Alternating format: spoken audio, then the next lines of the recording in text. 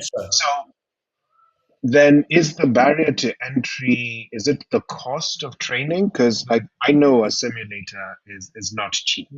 And and I know you guys have invested in a certain amount, a certain number of simulators as an example. So there's there has to be a certain cost in terms of both training just at a baseline level because you're obviously not a charity, you're doing this as a business.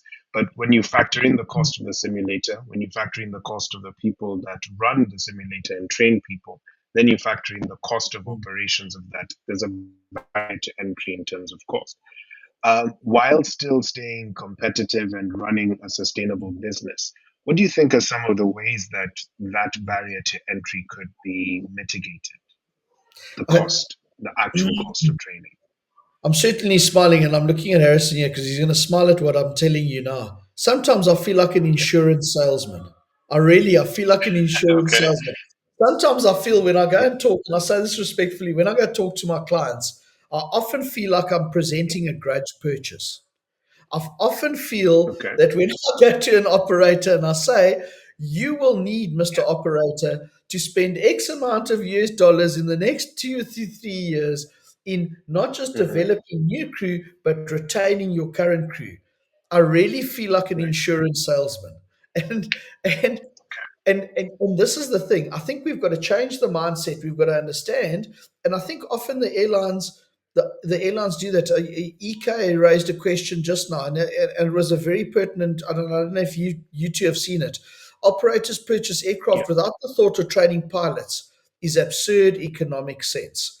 They see the Yeah. capital investment in the asset, Yeah. in the aircraft, in the Yeah. operations, but they don't attach a budgetary commitment to the development Yeah. and retention of flight crew. And sometimes I think Okay. that's where the problem comes in, that it's a grudge purchase or it's an expense.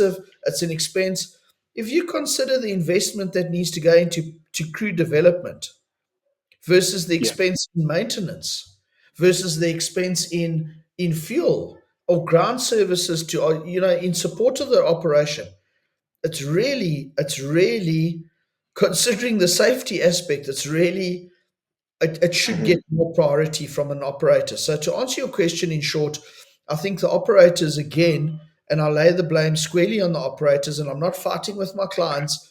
All I'm saying all I'm saying is that sometimes they don't factor and value the investment required to Yeah. successfully resource their flight crew.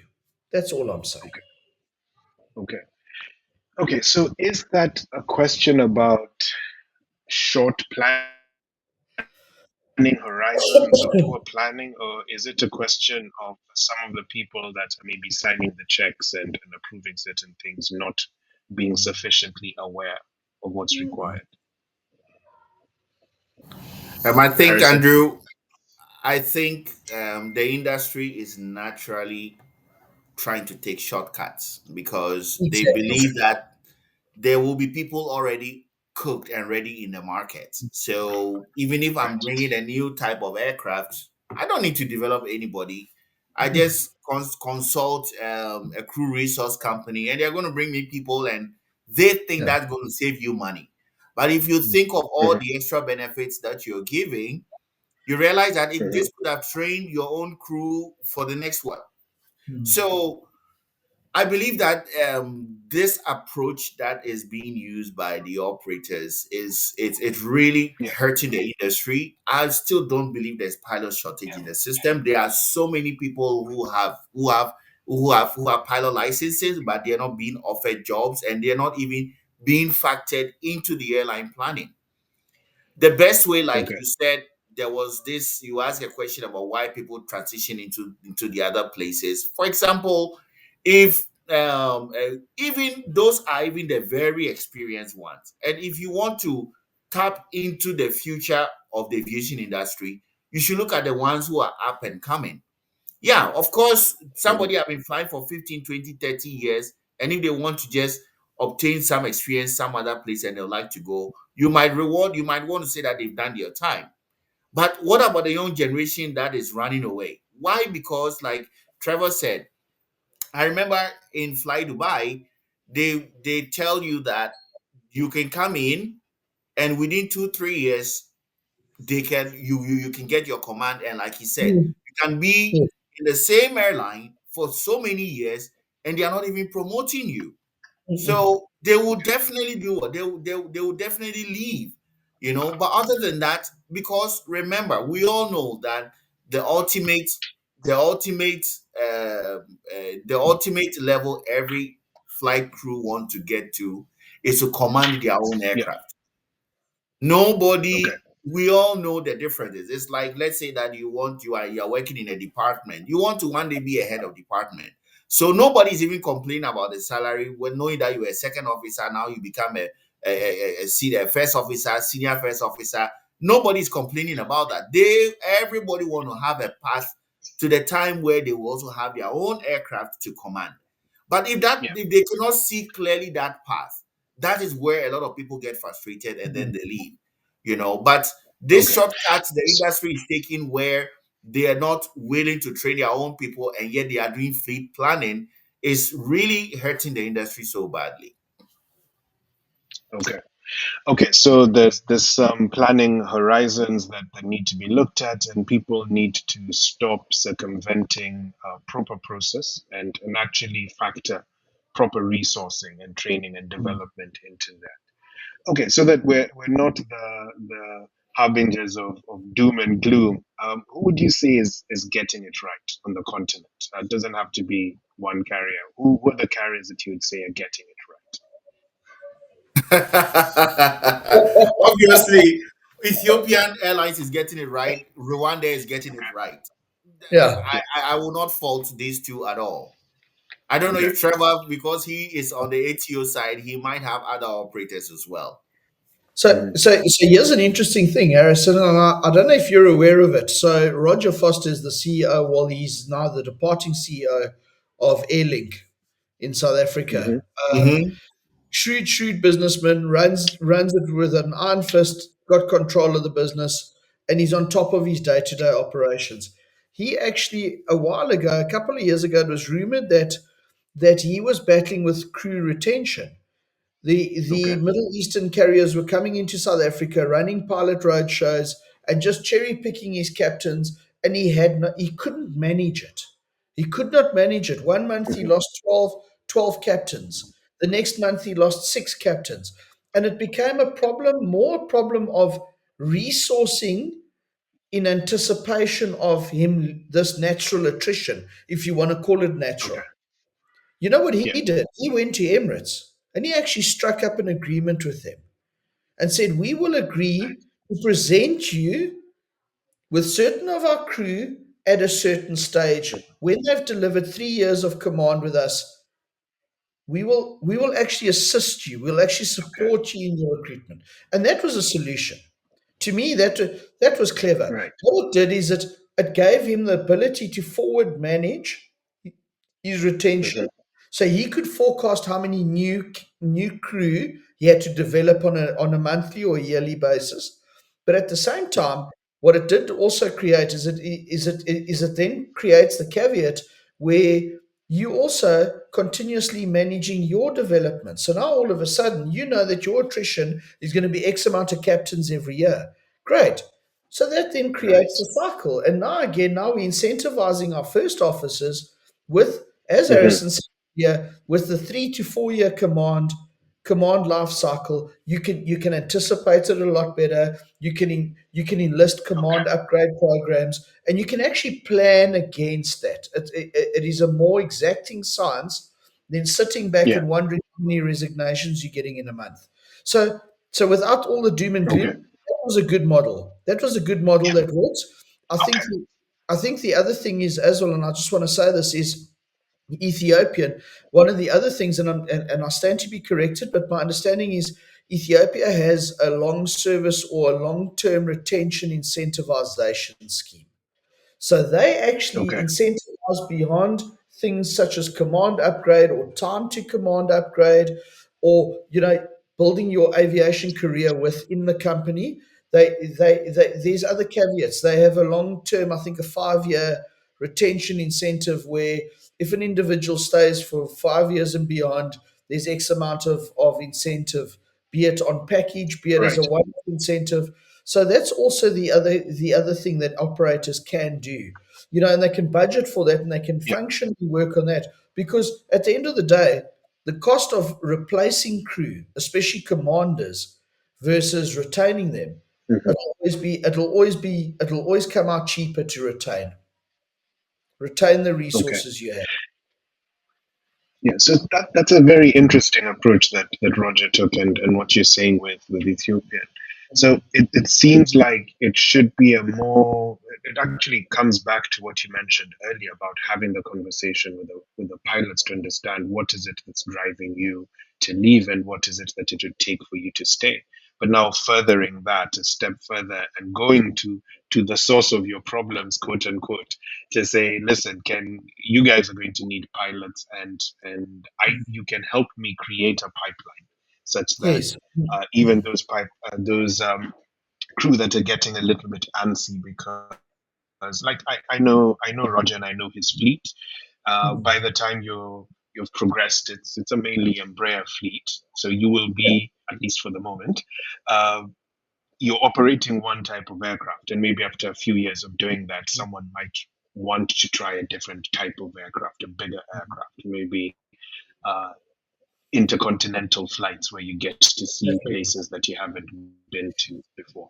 So I think that's a great idea, a novel idea, to actually partner with people and say, can we find a way that you get what you want and I get what I want as well, and I can actually manage what it is that I do. I But guess my but question then becomes, Andrew, sure, I just want to make yeah, a very quick point in addition to, and this is a very smart move by Roger. But then it cuts my mind when I visited the Emirates Flight Training Academy, not a few hmm, months ago. So apparently, for their multi-engine training, they are using the Embraer Phenom, this very tiny aircraft that is from Yes. Embraer.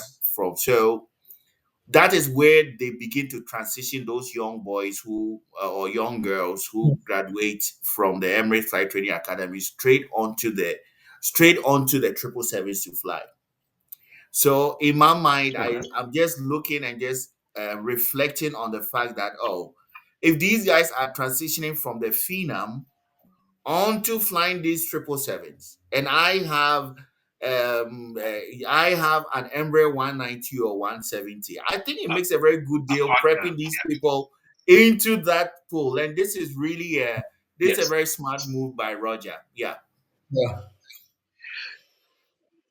Interesting. So it sounds like you, if I'm understanding you correctly, you're saying that there could be a conversation where not only does Roger allow a certain, or let's not say Roger, but Airlink allow for a certain number of captains to head towards the Middle East, maybe have some people from the Middle East come down to South Africa and do some of their initial hours on smaller aircraft that are basically shorter flights. Okay, I think that's a novel idea. Not in that context, but Not exactly. I Okay. really want to, and I believe that Emirates just did not just accept the deal just from, they need to assess your standards. You Okay. understand? They need to assess your Yeah. standards. If they see that your standards are really up to par, and these people can induct easily into their program, even for you as a pilot flying for Airlink, you know that if I give this company my time, it can even be a pathway for me to go into the Middle East. I will give them everything that I need, right? So it is a Okay. very smart move, like he said, and these kind of industry partnerships is also really very important so that we stop stealing from each other. And Yeah. speaking from what is even happening in the industry right now regarding supply chain issues, there is panic buying that's ongoing. And I'm sorry I had to bring in this other topic. Panic buying is happening in Hmm. such a way that when aircraft parts are manufactured and put on the market, the major carriers buy all the parts, and those other carriers don't even have the parts available to buy, and they have long lead time for them to be able to get their supplies. But if you are in partnership with these Yeah. big airlines who are doing this panic buying, they can lease you some of these, they can get you some, borrow you some of these parts, and then they can get it back in future. So partnerships is really very important to be able to address this issue that is happening in the industry. Okay. Okay. Sounds good. So who else? You mentioned Roger, and which is Airlink and Ethiopian Airlines. I know those are two of the ones that are quite prominent. Maybe let's take a step away from airlines and see governments. Who would you say is getting it right? Which are the governments that are working well? And I ask this specifically because a large number of the prominent airlines on the continent are partially or wholly government owned. So Mm. there's elements of the government coming into play. So who would you say is which governments would you say are getting it right? They're doing unique things or doing the right things to deal with this issue.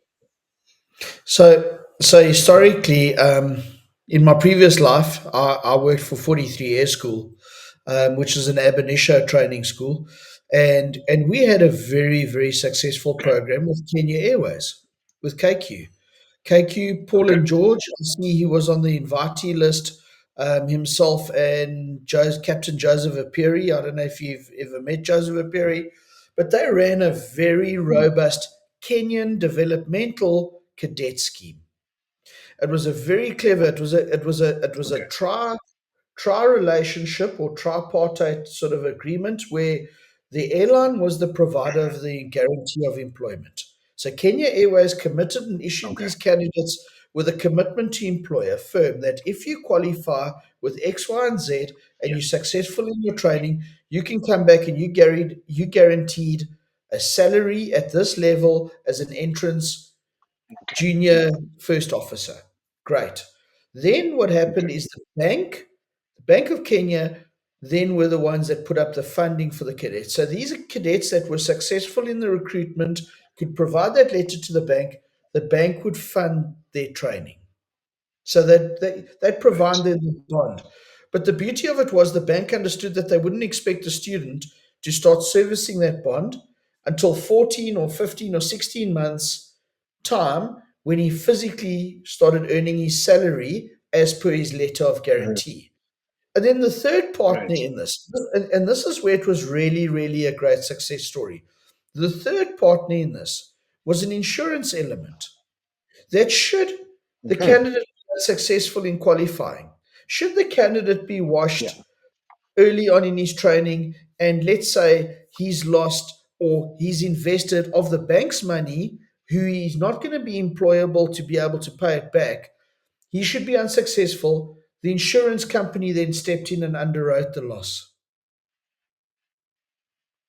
And that was a Okay. phenomenal. It was Okay. it was So that probably one of the best cadet scheme programs I'd ever seen from an Mhm. implementation point of view, from a strategic point of view, from a ensuring your crew retention, remembering those individuals couldn't up and leave Kenya Airways 2 years into their working relationship with Kenya. Why? Because they unfortunately had this bond which was structured Okay. over 7 or 8 years. So therein was the retention incentivization.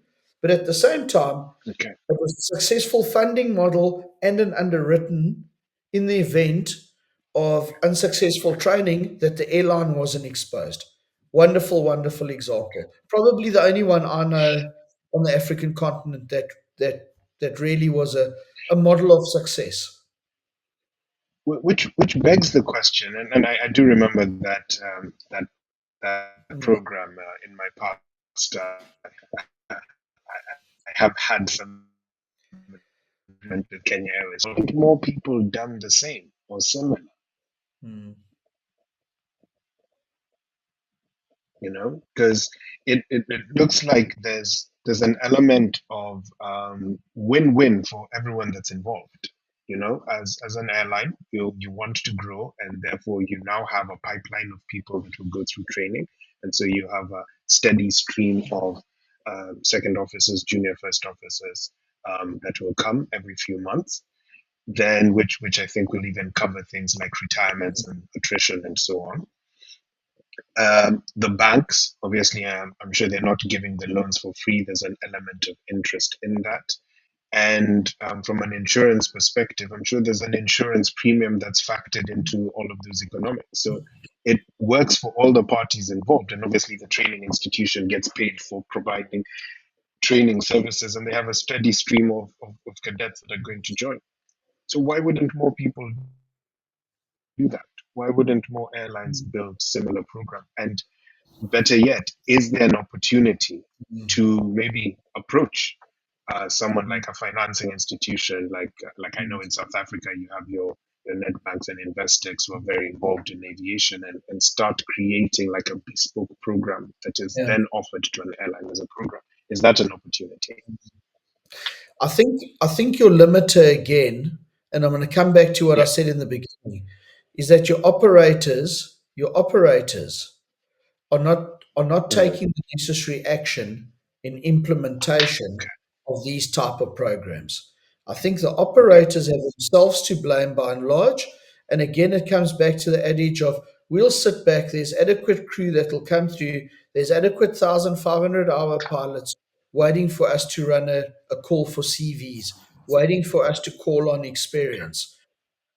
And until that changes, until the Okay. operators change their mindset, I can't tell you why it can't work for any other operator, but the operators Yeah. again need to take the lead on it, Andrew, and that's where the secret Okay. sits. Exactly. And Okay. like and like Trevor and like Just Trevor Harrison, mentioned, before you yes. do, just very quickly, just to the audience, I'm hoping people are still with us. I think we're coming to close to the end of the questions that we have, and we hope that you can raise some questions, and we'll have a Q&A session in a few minutes. So if you have a question or point that like to make towards the discussion, please feel free to type it either in the chat or in the Q&A session section that has been opened up. Yeah, thanks for that. Harrison, please proceed. Yeah, so just like Trevor mentioned, like although a lot most of the time people think it's the financing part that becomes the issue, which is a very popular thing on our continent where banks are not giving money for pilot training. There are people that are willing to also invest in people and also provide the money and flexible training opportunities that are there where you can also have the pay as you go system. But the major Mm, problem is that when these students graduate, why that is where the issue is. The airlines, nobody is willing to take them because they tell them that you need to have 1,500 hours before I can give you a job. So, like Trevor was mentioning, where when candidates from 44 Air School would have, let's say, some kind of partnership with certain institutions that say, oh, this year, how many students are you having? Okay, I will need about 10. Okay, if let's say they are 15, they come and interview everybody and they say that, okay, whoever, those who are successful, we can absorb them. If we have such national, like say countries where they have these trainings, like maybe you go to Nigeria where they have the Zaria colleges that is there, and the airlines are willing to go to those colleges to say that, look, how many students are you anticipating to graduate, let's say this month? Oh, we are having about 20 students. They'll say, okay, we have openings. And so we would like to mm, take these people in and continue with the type rating, or we like to do some assessment and see how much we can take from there. But right now the airlines are going the way where after your training, either you have to go pay for your own type rating or you need to have all these 1,500 hours before they can offer you a job, which is another very big hurdle that is preventing the progress of these things. Okay. So airlines, there, there seems to be a very recurring theme here that the operators, in some ways, need to do better. And it sounds like a lot of management and leadership, not in all airlines, because I think there are some that are doing a decent job, but as a broader point, they could do better in terms of looking forward and planning and taking things into account. Like perhaps the entry requirements are a bit too high, given the market, and maybe they should be involved earlier and then help mold people. Yeah, because that is a question that has been in my mind for some time. Because on one hand, we say we have a surplus of youth who don't necessarily have employment all the way across the continent. And I do understand that there's an element of aptitude and attitude and capability that comes into being a pilot. However, just by scale of numbers, sheer scale of numbers, you can find people. And if you start early and follow through the chain, then you actually don't even necessarily have such an attrition problem because you constantly have a churn of people rolling out. Yeah. So where would we say,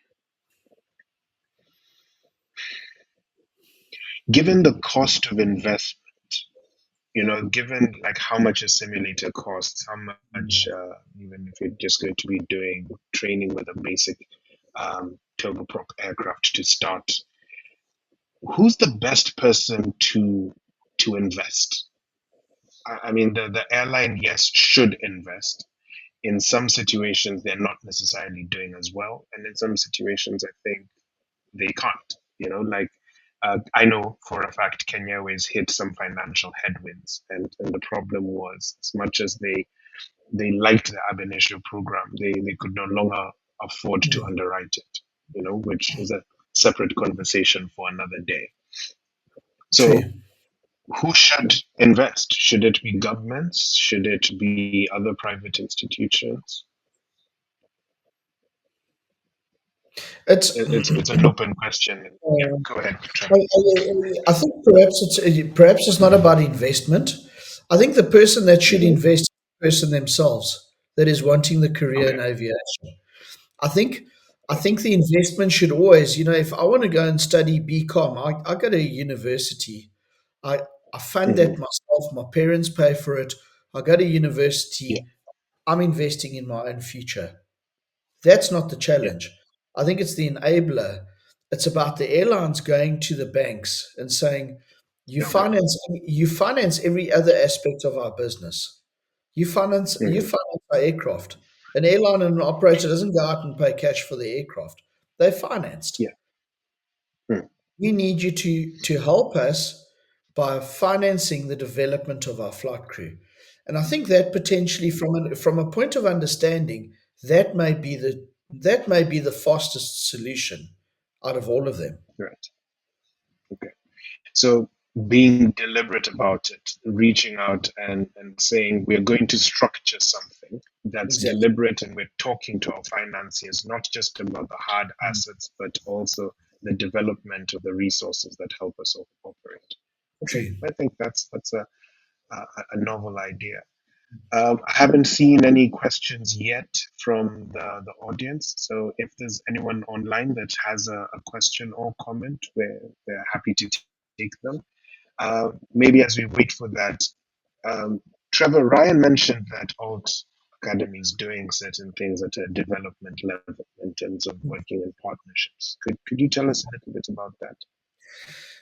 Certainly can. So one of the key drivers or the strategic drivers for us is getting not just closer to our clients, but getting closer to the producers. So namely Boeing and also Airbus. Mhm. CBTA is a massive thing. It's on the forefront of all we do these days. And there are a lot of initiatives That's being driven by. computer-based training.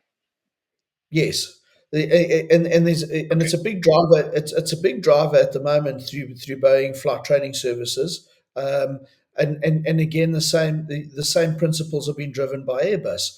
So for us, from a Hmm. strategic standpoint, is being able to be at the forefront of offering our clients, the operators of the aircraft that are produced by the manufacturers, aligned training programs, endorsed programs that are aligned to best practice, best procedure.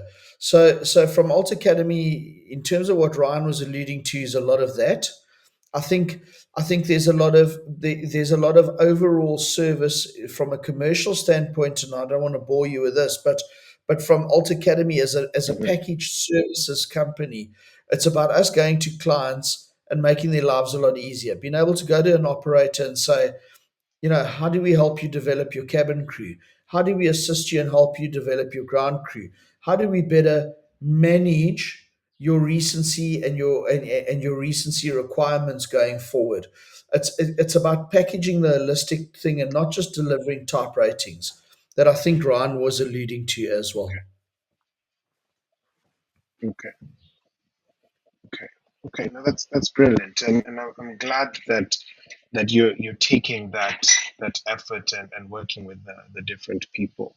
I think if we had an action or something to say out of this, it's how do we engage with the airlines at an operator level to say, listen, guys, here's the challenge. You guys face this challenge. It's a clear and present problem that's not going away. It's probably going to get worse unless something is done about it. So, how about we sit around a table and work out potential solutions? Because I don't think it will be one size fits all. I think different airlines have different dynamics, as different dynamics in different countries. But having the conversations and having those engagements, I think, is very important. And yeah, I think it would be good to also revisit this conversation and maybe have a few people in management from airlines so that we're not just beating up on them while they're not here to defend themselves and hear some of the solutions that they're working on. So, so that's great. It looks like we don't have any questions from the audience. Is there anything else that either you, Harrison, or you, Trevor, would like to add to the conversation I think there was a before comment we wrap that it up? was I think there was a comment that was privately said to me by Halim Segav, who is the director of training and standards for coastal aviation. And his Hmm. comment was that he said, "I'm watching the webinar on the pilot shortage in Africa. I jumped into the middle. Unfortunately, I feel compelled to share my 2 cents." He says, "I agree about Okay. how bonds and complex contracts contribute to the shortage, but my 2 cents leads more towards flight training. First of all, it's cost prohibitive. Secondly, the quality of Hmm. pilots being generated from these schools nowadays is of low standards. This places Hmm. this places the burden of training on small entry level careers, placing a major dent on initial pilot training costs, which are swallowed by these general aviation Hmm. operators. So, what's the solution? Forming partnerships with the training organizations to train the pilots to meet commercial air transport standards from the word go. Imagine so-called Okay. professional commercial pilot leave schools with an ATPL even and do not know what an SOP is. No clue about ground operation, Hmm. GOM manuals or general operating manuals and five-phase certifications. How can schools claim they are training Hmm. commercial pilots and fail to indoctrinate them to general flight operation concepts? Anyway, great webinar, and let's keep the conversations going. So basically, like you said, maybe we need to have this conversation where the airlines are also there to also give their 2 cents, like you mentioned. And Halim Yeah. is coming from the context where for him as an airline, the training or head of training for an airline, some of these students come out of training Yeah. school and they are not trained up to par, and that means extra fuel burn, extra cost to the airline to keep them up to par. So Hmm. why wouldn't these standards be Okay. enforced from the word go during their training? So this is just a comment from Halim. I would like to share with the team here. Okay. Yeah, Thank you. yeah. Very good. Very good. Okay, so great. I think I do plan to have a similar sort of conversation once a month, with Yeah. the exception of next month, because I don't think we'll get much of an audience just after Christmas and before the new year. But yeah, I mean, let's plan for this maybe in January, and if not, maybe in February, we could revisit this topic.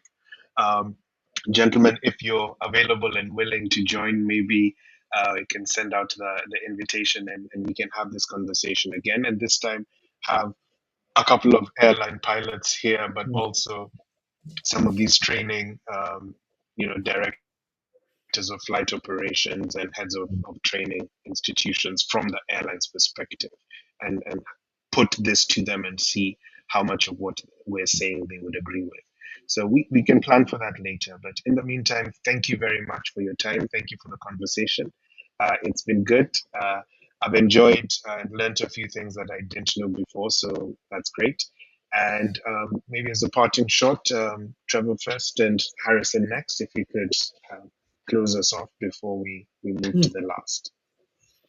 Thank you. From our side, it's been wonderful to join you on this conversation, and I think it's one of those things we almost don't talk about this enough. We don't engage this Okay. enough. We don't we don't hear what operators and what they see. You know, that gentleman that sent Harrison the message now saying, that indoctrination of SOPs and all those type of things. We're not having those conversations. Hmm.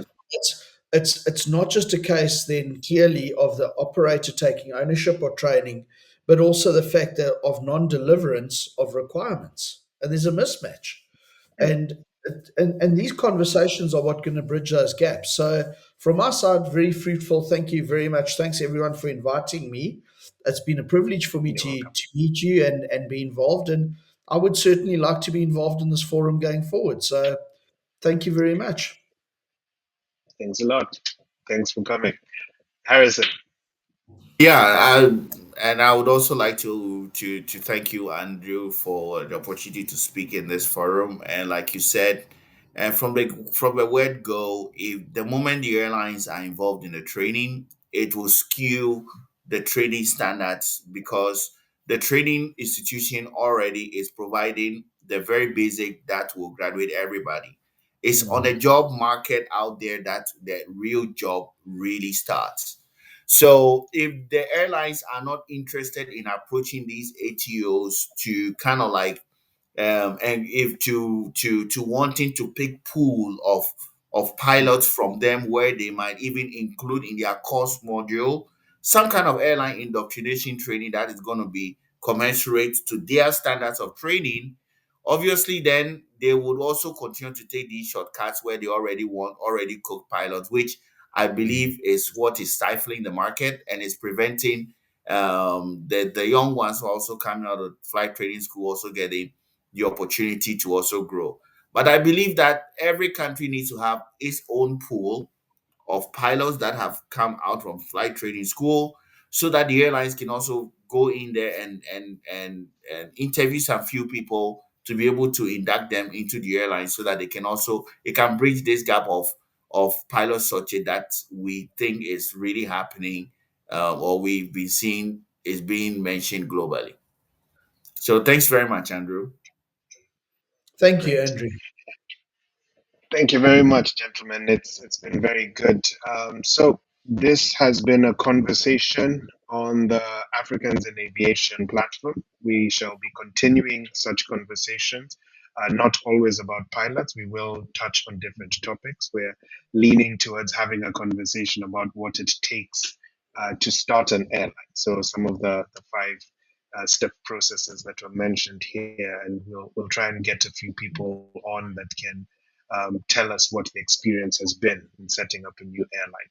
The intent of the platform is for us to have these engagements as Africans in the industry, because I think there is a lot of value in having on the ground knowledge and local knowledge, where, because they say it's the person who wears the shoe that knows where it pinches. So more conversations like this, I think we can make more connections and have more discussions, because more discussions will come to better solutions for the challenges that we faced. I don't know if everyone knew about the cadet program that KQ had, and maybe one or two people that were listening in might pick it up and do something similar in their jurisdiction. So, thanks again, gentlemen, for joining. Thanks for the engagement. I've enjoyed having this conversation. I look forward to more in the future. And this has been Africans in Aviation, where we bring aviation professionals together to grow our industry through connections. Have a good night. Good night.